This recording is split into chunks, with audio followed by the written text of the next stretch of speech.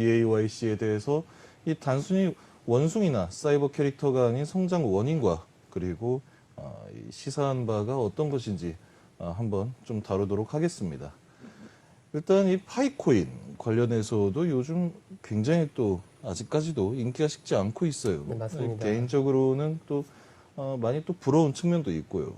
그리고 안타까운 측면도 있는데 이 파이코인에 대해서 또 어떻게 생각을 하시는지 한번 여쭤보고 싶습니다. 네, 파이코인 알고 있던 건 아니었습니다. 잘 알고 있던 건 아니었고요. 2년 전쯤이었던 것 같습니다. 아는 지인분께서 얼핏 스쳐가면서 이야기를 하셨어요. 그때도 얘기했던 게 예. 휴대폰으로 채굴을 할 수 있다라고 이야기하며 하루에 한 번만 접속해서 버튼을 누르면 채굴이 된다라는 얘기를 하면서 들었는데 그때 당시에 그냥 웃으면서 무슨 캐시 슬라이드랑 같은 거냐. 그렇죠. 네, 그냥 화면에 그 광고 보기 있잖아요. 예. 그런 식으로 웃고 넘기면서 관심을 두지 않았었죠. 사실 근데, 이 핸드폰으로 채굴을 한다는 게 아예 말이 안 되는 건 또 아니지 않습니까? 예전에 또 보면은 이 갤럭시 핸드폰 막 수십 대 연결해가지고 뭐 채굴기를 만들어서 또 채굴을 하던 그런 사례도 많이 봤던 것 같은데 이 파이코인 같은 경우에는 좀 많이 그 결이 다르죠. 네, 그래서 참 신기했던 부분이에요. 채굴이라고 저희가 이제 표현을 해서 그렇지 예. 이게 뭐 마이닝이다, 뭐 컴퓨터다, 뭐 이제 작업을 한다라는 의미로 보면은 다 같은 거라고 또 보여지는데요. 네. 어쨌든 중요한 거는 아무런 기회비용이 들지가 않고 예.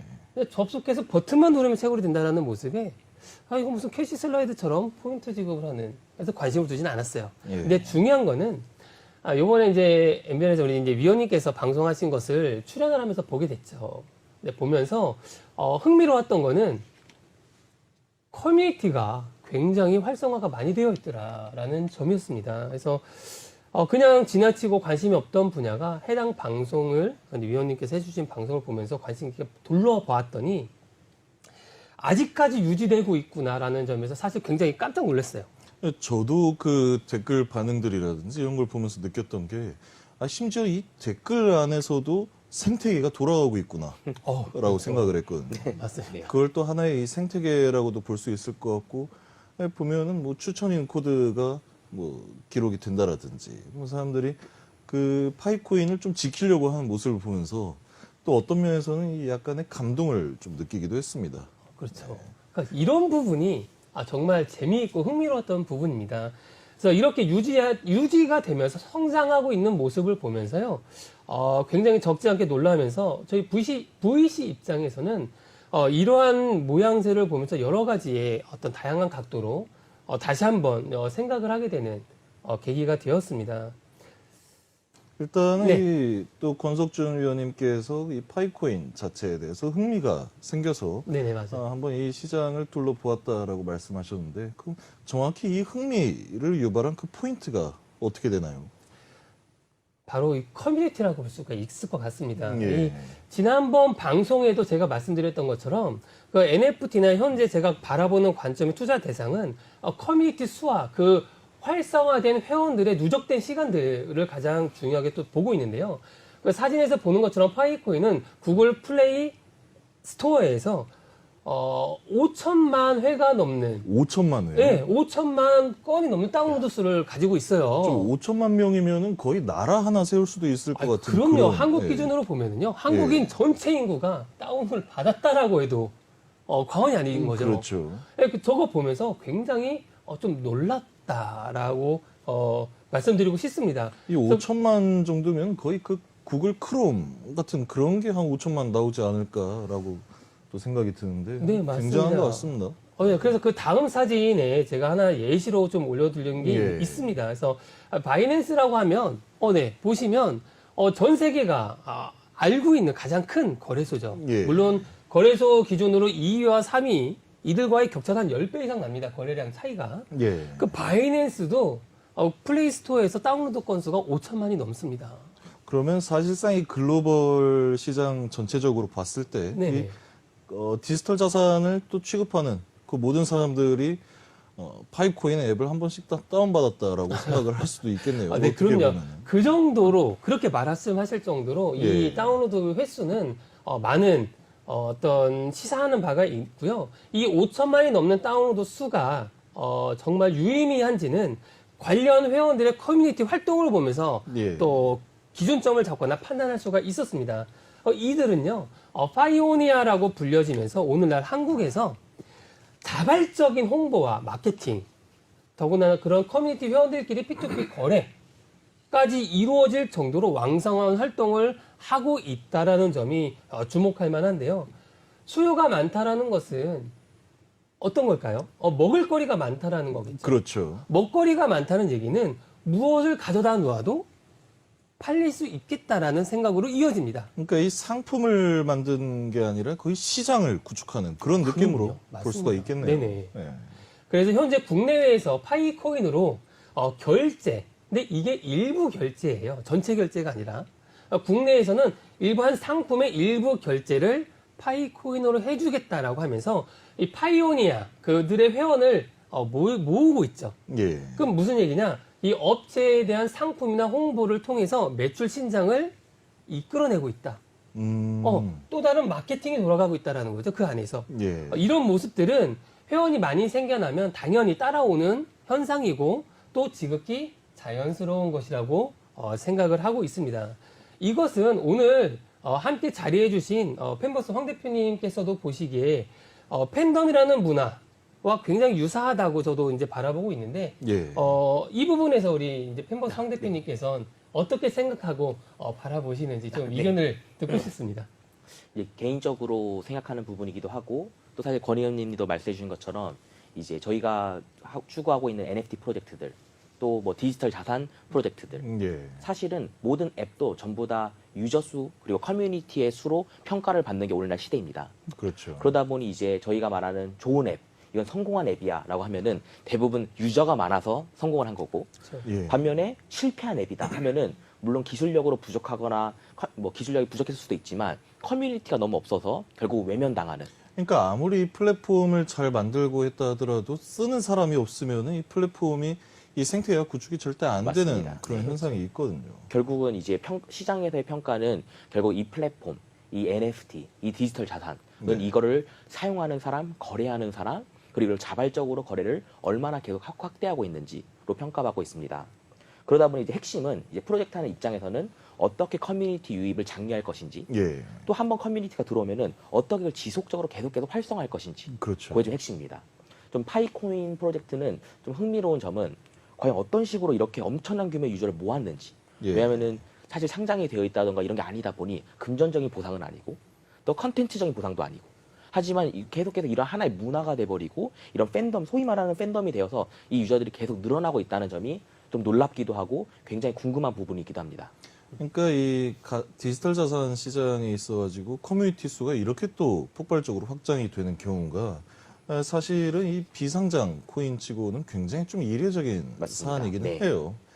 그리고 이 파이코인에 대해서 저도 뭐 지난 2회 정도 방송을 하면서 제가 평생 들을 수 있을 만한 그런 어떤 비난을 네. 전부 들어본 것 같은데 반대로 이렇게 또 뭐 장점이라기보다는 또 이렇게 괄목할 만한 부분에 대해서 또 그건 다루는 맞습니다. 것도 분명히 필요하거든요. 네네.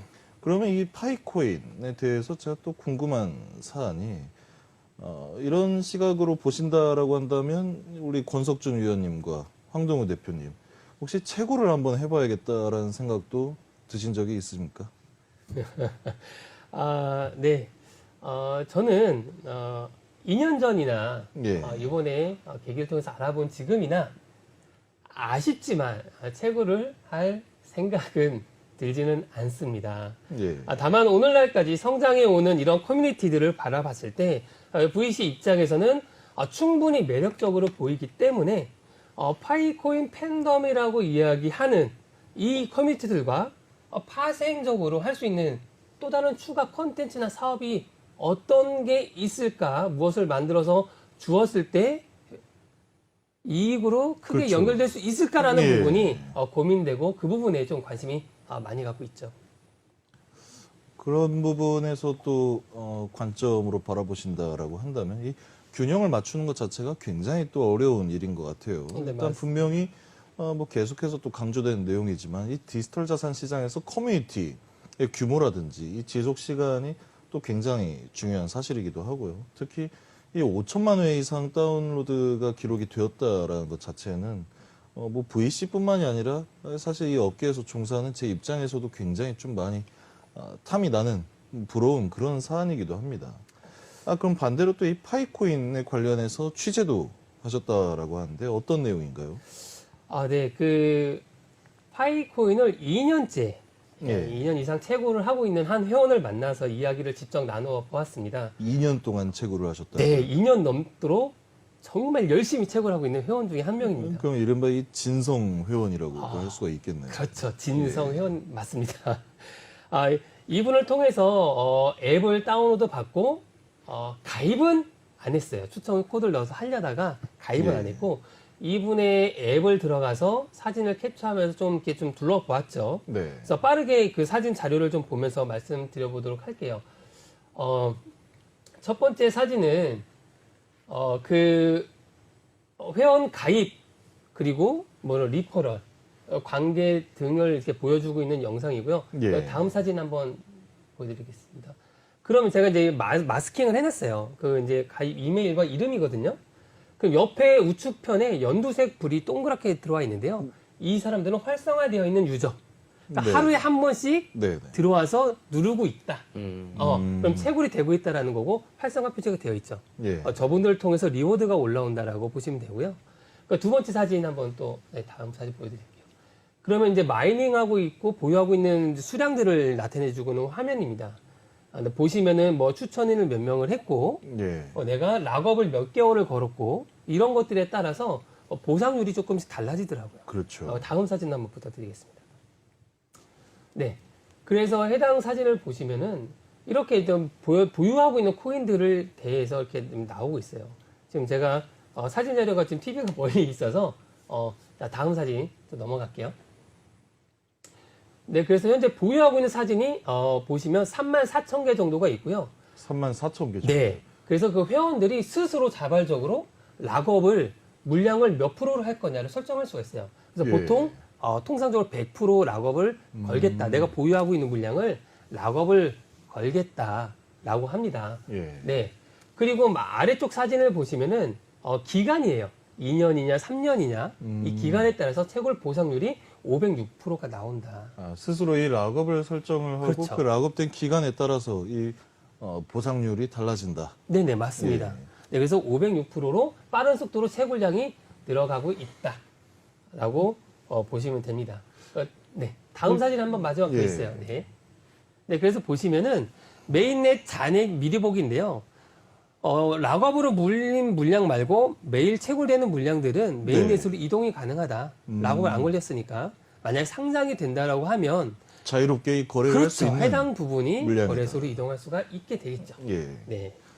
이런 부분들을 또 같이 확인을 한다라고 했을 때 굉장히 좀 많이 아쉬운 느낌이 들어요. 이 정도로 플랫폼을 만들고 생태계를 만들었다라고 한다면 정말 이 좀 재단 차원에서 어떤 그 진정성 있는 비즈니스를 진행했다 했을 때 뭐 대형 거래소에 상장을 할 수도 있겠고요. 네네. 그런 부분들이 상당히 좀 많이 아쉬운 느낌을 받고 있습니다. 그럼 이 정리를 한번 해보자라고 하면은 이 VC 입장에서 바라볼 때 오랜 시간 동안 형성되어 있는 그 많은 커뮤니티 회원들이 욕심이 난다라고 네네. 얘기를 할 수가 있겠죠. 그리고 이에 따라서 콘텐츠의 확장성을 도모를 하게 된다라면 커뮤니티를 통한 파생 사업들이 굉장히 많이 늘어날 것이다. 앞으로 이 흥미롭게 또 보고 있지만은 채굴할 생각은 들지 않는다가 될 것 같습니다.